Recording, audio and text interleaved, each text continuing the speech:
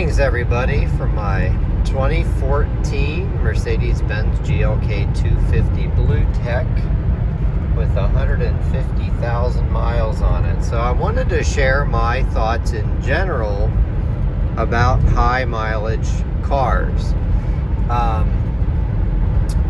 In general, I have always found high mileage cars to be more entertaining and more engaging than new cars or low mile cars or whatever. Typically what you find, so my history is that my favorite cars and my typical target is at least 10 years old and at least 100,000 miles. I have found that maintenance history is extremely important. A high mile car has already established itself with known issues if you do a little bit of research, and it's very easy to look through the maintenance history, assuming you can get access to that, and see if those issues have been addressed. And typically by 10 years or 100,000 miles, the common issues with a particular car have already been addressed, and so you're in theory good for another 100,000 miles. Then that doesn't mean something else couldn't go wrong or whatever. I also find the sweet spot is with like a 1 or 2 owner luxury car, because the people paying up for these cars typically have them serviced at the dealer with sort of a blank check maintenance. And this particular GLK falls into that category. So I've personally, since I bought it 2 months ago, I've personally put about 6,000 miles on it, and it has been flawless.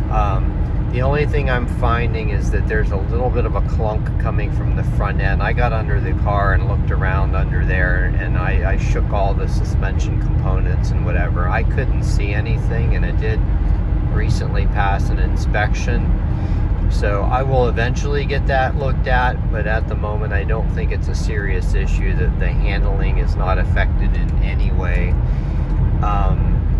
But yeah, I think that, in general, you're going to get the best value for your money out of a high mile luxury car that was well maintained, with well established known issues, and especially if they've been addressed. On this particular car, one of the known issues, and it's not covered by the extended emissions warranty, is the DEF heater / level sensor.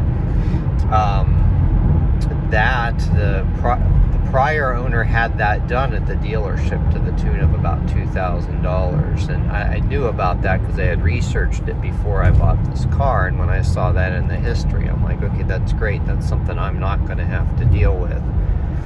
And all different cars have their own specific things that go wrong at X amount of mileage. And one time I heard, and this actually seems to have proven to be more or less true, is that you're going to have your problems with a car either in the first 10,000 miles or at the 100,000 mile mark or so. Now this one I bought with 144,000 on it, so it gave it more of a chance to have some of those extra things done. I've done some more detailed videos about this car's full service history, but yeah, a well-maintained car like this, it's also going to typically have newer brakes, newer tires, newer battery, things that are maintenance items. Like on this particular one, the brakes were done like 30,000 miles ago. The tires still have good tread. Battery was done last year. So all that stuff that you would typically have to do has already been done, so somebody else spending money to maintain an older car, they're not gonna really get any of that back when they go to trade it in or whatever.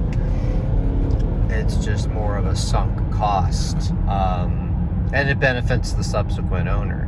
Now, you know, some of the maintenance I've done on this car, I'm not sure how long I'm going to keep it. Probably a while, because I really like it. But you never know. I mean, I've already changed the coolant, and I've changed the transmission oil and filter. You know, most likely that's not going to benefit me. It's most likely going to benefit an owner down the road. But again, you know, it makes this type of car something that was driven by somebody who took very good care of it, where you can get the full history, is always going to be a great value for the money. And I have found, when I used to travel for work and drive 60,000 miles a year, I used to buy these cars. Some of them are on my channel with 150, 180, 200,000 miles, and, you know, drive them 50,000 miles a year for work. And I've never been stranded by a car like that. Now, of course, it also helps to yourself, once you buy a car that was well maintained with full service history, to keep up your own maintenance. You know, maintenance is very important on a car like this. You got to keep your head under the hood and under the car. Look for anything that may pop up, like a leak or a noise or whatever, and do the research to see what it is. You figure out if it's something that's an issue or a non-issue. And then, you know, address it accordingly, and then continue to follow the manufacturer's recommended maintenance schedule.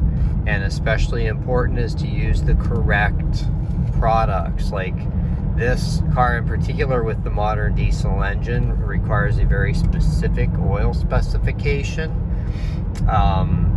A lot of shops and a lot of mechanics aren't going to know that, and you know, if you take it to a random shop to have an oil change done, you could really cause more harm than good by having that service done with incorrect oils, for example.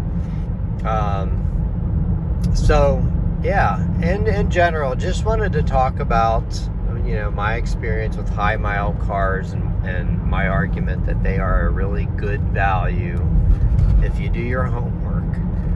So anyway, based on all of that, have a great day, everyone. And if you have any comments or questions, or want to share stories about your high mileage cars, drop me a comment. Have a great day.